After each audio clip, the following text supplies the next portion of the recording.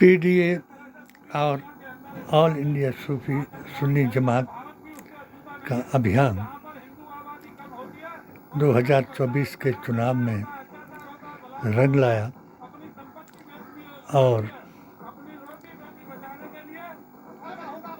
राहुल जी की भारत जोड़ो यात्रा और न्याय यात्रा ने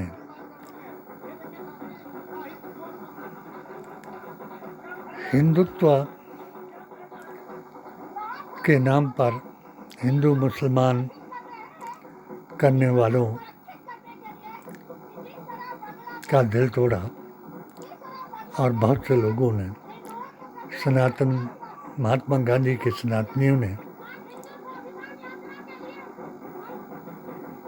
इन्हें छोड़ा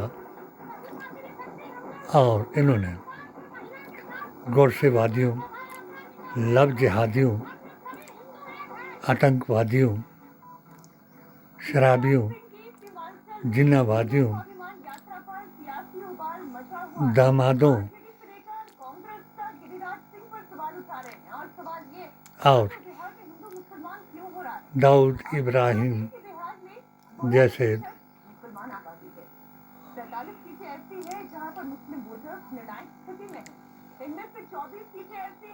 गुस्ताखे रसूलों और दोगले मुसलमानों जैसे अभी हाल ही में जो कांड हुआ महाराष्ट्र में बाबा सिद्दीकी की हत्या का, वो उसका मेन मकसद कि सभी मुसलमानों को, जिनको 8 गालियां दे करके 2024 का चुनाव लड़ा, मोदी जी महान ने हिंदू मुस्लिम का एजेंडा चलाया और मुसलमानों को अर्बन नक्सली, आतंकी, भ्रष्टाचारी, बलात्कारी, भैंस चुराने वाले, मीट, मछली, मटन और बिरयानी खाने वाले बता करके 80-20 का प्रयास कराया। फिर जब भारतीय संविधान, कुरान और नबी की जुबान को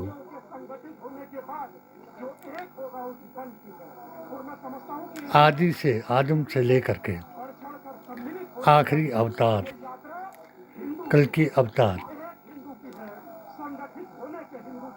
कलिक पुराण के अनुसार 8 गुण युक्त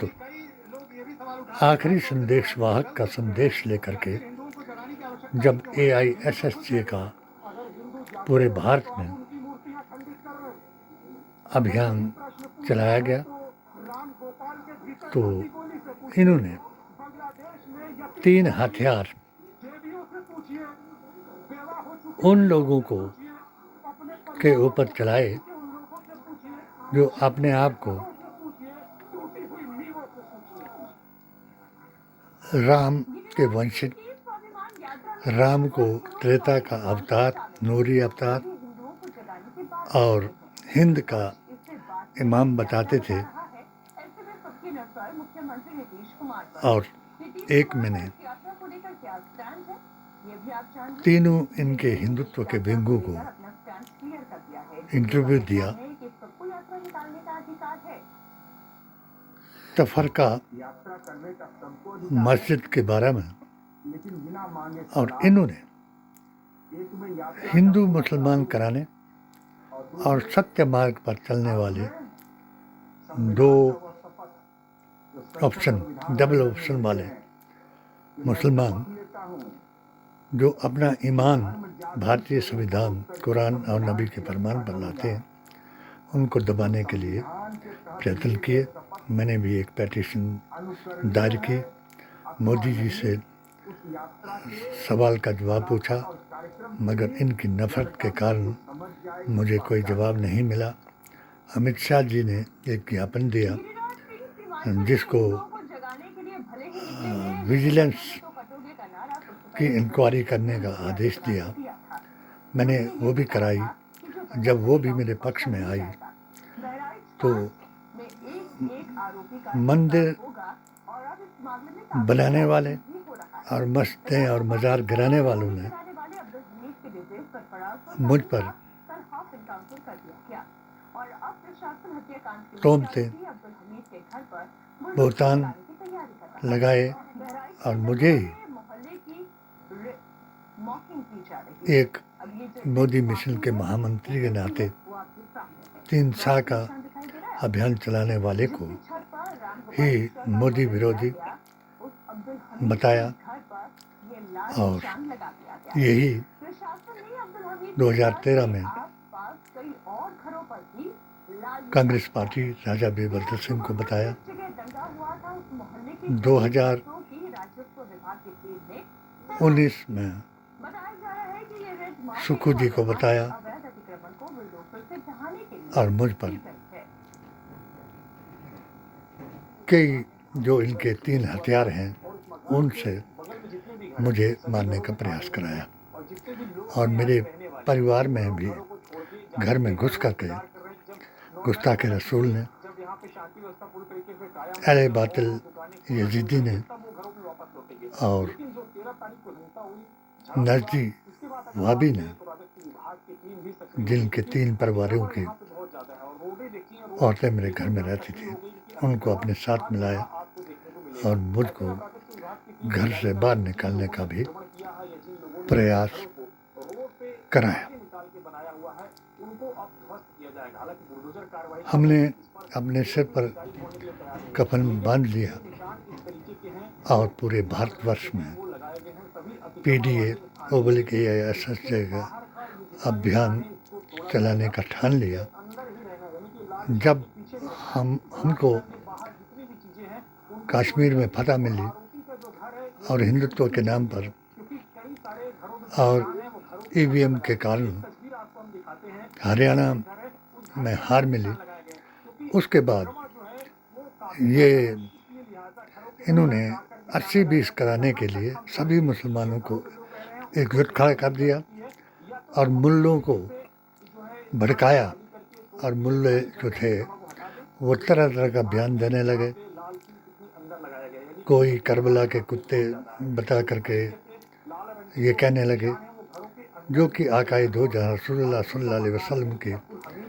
इस बात के खिलाफ था, जितने में मुल्लों ने बयान दिया, जिसका मैंने अपने 14 फतवों से इनका विरोध किया और इन पर ही फतवा दिया कि ये गुस्ताखे रसूल है, क्योंकि हजूर ने फरमाया कि जिसकी ज़बान से, जिसके किसी शरई अहकाम से और जिसके किसी दुनियावी काम से दूसरे को नुकसान पहुँचे वो मुझसे नहीं है। तो हमने ये ऐलानिया कहा जब मैंने बाबरी मस्जिद को तफरका मस्जिद बता करके इनको ऐलान किया। ये जो इनका टीवी है, इंडिया टीवी, इसको मैं अड्डा कहता हूँ कि जो एक हिंदुत्व का अड्डा है, और एक खबर को ये इस तरीके से बहस करवाते हैं कि परसों की बात थी, मैं रोटी भी नहीं खा सका। ऐसे ऐसे इल्ज़ाम मुसलमानों पर लगाते हैं। मैं रोटी नहीं खा सका। रोटी खाने से पहले मैं इनका प्रोग्राम देख रहा था एक, तो इन्होंने बताया कि भाई ये मुसलमान जो है, ये कोई इनकी औरतें रोटियों में पेशाब डाल रही हैं और कुछ रोटियों पर थूक रहे हैं और कुछ थूक की रोटियां बना रहे हैं, और यहाँ तक कि अब जो यहाँ विजयदशमी के दिन कांड हुआ, उसमें इन्होंने बताया कि उसके नाखूनों को खींच लिया, वो कर लिया, फलां कर लिया, जबकि ये झगड़ा झंडे के ऊपर हुआ था। उस घर पर झंडा लगा हुआ था और वो शख्स जो था उस झंडे के उतारने के लिए ऊपर चढ़ा और उसने झंडा वो उनका उतार दिया और अपना भगवा लगा दिया। और वो जो मुलजिम इन्होंने पकड़ा है उसको गुस्सा आया और उसने अपनी 12 बोर बंदूक से उसको नीचे गिरा दिया। ये सत्य है, मगर ये भी ठीक नहीं कि उसने बदला लिया। अगर आकाए दो जहाँ रसूलुल्लाह सल्लल्लाहु अलैहि वसल्लम के हुक्म के मुताबिक अपने आप को सब्र करता, रोक लेता, उसको पकड़ करके पुलिस के हवाले कर देता। खैर पुलिस ईवीएम ईसी वो तो मैंने भी देख लिया कि जब मैंने भी एक अपील की, मेरे ऊपर मॉब लिंचिंग कराने की पुलिस थाना में कोशिश की गई और मैंने एसएचओ साहब को बताया कि ये खामखा के लिए मुझे बुलाना चाहते हैं, आप मेरा वारंट इशू करो, मैं विदाउट वारंट नहीं आ सकता क्योंकि मुझे खतरा है। तो एक सिपाही मेरा समन लेकर के आया। जब मैंने उसको भी एक बता दिया कि मैं बिना वारंट के या बिना ऑर्डर के नहीं आऊँगा उनके कहने पर, तो उसने मेरे बच्चों को तरह तरह के फ़ोन कराए, ये गुस्सा के रसूलों से फ़ोन कराए और ख़ुद भी नकली पुलिस बन करके या असली पुलिस बन करके ये फ़ोन कराया कि उस सन की बूढ़े को उठा करके ले आओ वरना हम घसीट कर ले जाएंगे। इसलिए मेरे बच्चों ने मेरा फ़ोन जो था वो छीना और उसमें से सारा मेरा डाटा डिलीट कराया और उन लोगों के साथ उनको डरा धमका करके जब मैं हॉस्पिटल चंडीगढ़ में दाखिल था तो पीछे से मज़ार को और कम्युनिटी सेंटर को जो डीडीटी की तरफ से मुझे दिए गए थे उनको गिराया और अफवाह फैला दी और शायद ऐसे बयान मेरे बच्चों से भी करा दिए कि वो पागल हो गया है और मज़ार और उसका पैसा खा करके वो भाग गया है और चंडीगढ़ में है। खैर कोई बात नहीं, अब खुदा ने मुझे वो मंजिल दे दी पीराने पीर जनाब दस्तगीर की तरफ से, जो मुझे बशारतें होती रही, मैं आगे बढ़ता रहा। और आज मुझे बड़ी हंसी आई जो राजा साहिब के लड़के को मैंने बताया था और मैंने चाहा था कि राजा साहिब और अपने दादा साईं जमाल साहब का जो रिश्ता था टिक्का साहब के वहाँ जो हमने दुआ मांगी थी, इन्होंने हजारों नगाड़े बजाए थे मगर जब उनको पुत्र प्राप्ति नहीं हुई तो इनको किसने बताया। राजा साहब हमारे प्रार्थना सभा में आए, 1 घंटा खड़े रहे और 1 साल के बाद वो अपने पुत्र प्राप्ति की बधाई देने के लिए हमारे साईं दादा जमाल शाह के मज़ार पर आए, जिन्होंने मेरी ये दुआ थी, जो दुआ हमने की थी राजा साहिब के आने पर, तो वो ये थी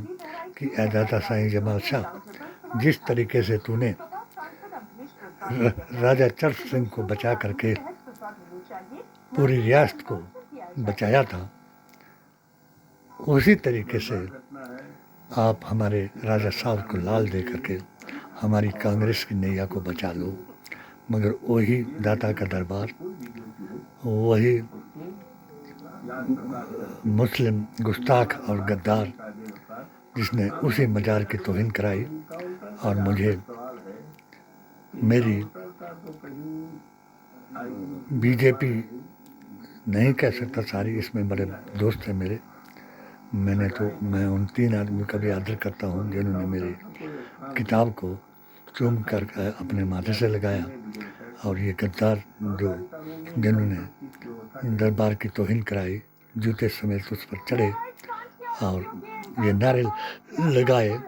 और मुझे सोशल बाइकाट कराया। और वो 21 उल्लुओं ने अभी भी मेरे ऊपर एक केस बनाया था जो मैंने अभी फाक कराया और ये अपनी मैंने किताब के ज़रिए से, अपनी पेटिशन के ज़रिए से 7 सूत्रीय पेटिशन जो थी मेरी, वो क़यामत की निशानी थी या मैनिफेस्टो समझ लो कि ये चीज़ें जब पूरी हो जाएंगी तो क़यामत आ जाएगी। तो ये आज जो यात्रा आरंभ हुई है, यात्राएं हमारे यहाँ हमारी संस्कृति के मुताबिक 3 होती थी। एक शब यात्रा, उसमें हम कलमा पढ़ते हुए शामिल होते थे और हमारे जो हिंदू भाई हैं, सनातनी हैं, वो राम नाम सत्य कहते हुए चलते थे। एक यात्रा हमारे उस वक्त होती थी कि जो सत्य प्राप्ति के लिए साधु लोग जंगलों की यात्रा करते थे, घूमते रहते थे, और जो शिक्षा ग्रहण करने के लिए जगह जगह के मठों की या यूनिवर्सिटियों की यात्रा करते थे। और आज जो यात्रा इन MP साहब ने निकाली है, वो अजीब यात्रा है। उसका नाम मैंने ये बताया कि ये हिंदू मुस्लिम नफरत यात्रा है। इसमें नारा जो है, ना हे राम का, हे राम का नारा वो लगा था जबकि राष्ट्रपिता को गोली मारी गई और वो गीता बगल में लिए हुए हे राम करते करते मंदिर के परिसर में गिर गए और अंग्रेज ने लिखा कि ऐ मूर्खों, जिसको हमने सारी उम्र संभाल के रखा, तुम उसको एक आज़ादी का दिन मनाने तक भी जिंदा नहीं रख सके। ये कट्टर बातें, इसको कट्टरपंथी कहते हैं। अगर कोई सच कहे आज तो वो कट्टरपंथी है, और जो झूठ कहे वो सत्यवादी है। और बीजेपी ने जब अपना नाम बड़ी झूठी पार्टी बना दिया, और हमारे जिनको मैंने अपने इंटरव्यूज़ में भी, अपने किताब में भी, अपने 3 साल के अभियान में भी मोदी जी महान कहा था, तो उनको मोदी हिंदुओं का प्रधान कहने के लिए मैं मजबूर हुआ और इनसे फिर मैं दूर हुआ और न्याय यात्रा का आरंभ किया। ये जब राहुल की भारत जोड़ो और न्याय यात्रा रंग लाई और जगह जगह में, हालांकि लोकसभा में भी अब ये कोई भी प्रस्ताव पास करने के काबिल नहीं रहे, राहुल जी को कोई जवाब देने की इनके पास ताकत नहीं रही, तो उन सब यात्राओं के बाद ये यात्रा निकाली गई है। क्योंकि ये 10 सीटों पर चुनाव होना था, एक में तो इन्होंने अपने सिंह छुपा लिए और 9 में होगा, तो ये हिंदू विश्वास यात्रा है या स्वाभिमान यात्रा है, वो निकाली गई। और इसमें ना हे राम है, ना राम नाम सत्य है, सिर्फ ये है कि हिंदू मुसलमान है। मुसलमान जो है वो आतंकी है, उग्रवादी है, नक्सली है, भैंस चुराने वाला, मंगलसूत्र उड़ाने वाला है। और हिंदू जो है वो उस वक्त मुगलों का हिंदू जो था, वो कारतूसों में 2 किस्म के जानवरों की चर्बी बताने वाला और 1857 के संग्राम को फेल कराने वाला। उसके बाद अब यहाँ शिव मंदिर में उसी चर्बी से लड्डू बनाने वाला और मुसलमानों को दोष लगाने वाला है। यही वो यात्रा है ताकि हर दोष मुसलमान पर लगाया जाए और इस यात्रा को 80-20 कराने के लिए सफल बनाया जाए। मैं आज की इस ऐप अपनी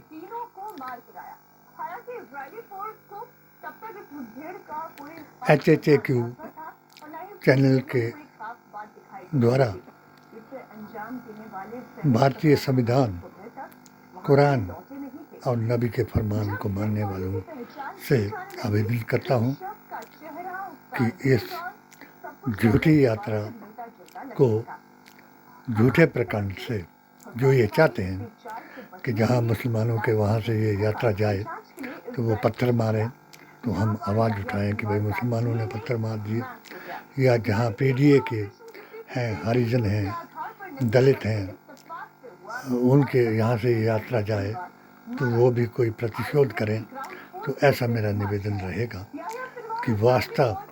मैं तुमको अपने अपने इष्ट, पीर, उस्ताद और नूर अवतार का डालूंगा कि सनातनी जो हैं, सनातन से इनका जवाब दें और विश्वामित्र को याद करें कि ये वो हैं जिन्होंने विश्वामित्र जी के हवन में मीट, शराब और कबाब डाले थे। इसीलिए विश्वामित्र जी और एक ऋषि को लेकर के राजा दशरथ के पास आए थे। ये विधि का खेल है, ये लिखा हुआ है, ये टल नहीं सकता, एक वक्त भी टल नहीं सकता, ये हो करके रहेगा। और जिनको नहीं ज्ञान है वो मेरी HHAQ के चैनल को सब्सक्राइब करें या मेरी HHAQ की किताब को पढ़ें, जिसमें महात्मा गांधी का जिक्र है और आदम से लेकर के आखिरी ज़माने तक अपने नूर अवतार और किताब की अतायत करने का फिक्र है। मुझे उम्मीद है कोई भी मुसलमान, अगर जो अपने आप को मुसलमान समझता है, अगर जो इनका दामाद है या इनका उस्ताद है या लब जिहादी है, आतंकवादी है, उग्रवादी है और ISI या कोई और जमात के साथ उसका संबंध है, तो वो हिंदू मुस्लिम कराने के लिए अपना तालिबानी बन करके जोश न दिखाए और हमारे गरीबों को, गरीब मुसलमानों को डोजर के नीचे न पिसाए। सब लोग अपने अपने धर्म, आस्था और अकीदे के मुताबिक इस यात्रा को देखें और इसका जवाब बुलेट की बजाय वोट से दें और अपने अपने धर्म की अतायत करें। जय हिंद, जय भारत।